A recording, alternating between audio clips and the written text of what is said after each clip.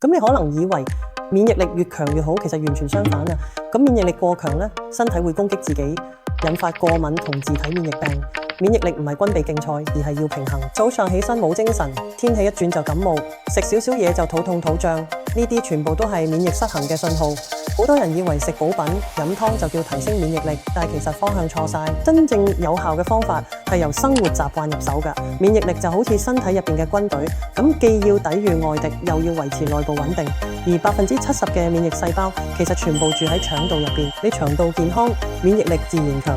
日本醫學博士藤田宏一郎提出金剛免疫新7法則，養腸道、早瞓覺、減壓力、做運動、彩虹飲食、多啲笑同埋接觸自然。呢7樣嘢呢，冇一樣要你食藥，冇一樣要你花大錢，但係樣樣都直接影響你嘅免疫細胞。好似深度睡眠，免疫細胞活性會提升50%，大笑一場，自然殺傷細胞會激活30%。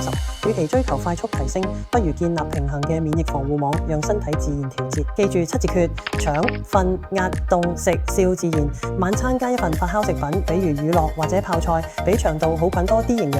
每日早啲瞓，最好11點前熄燈。咁禮拜就2次中等嘅運動呢，係快步行或者游水都得。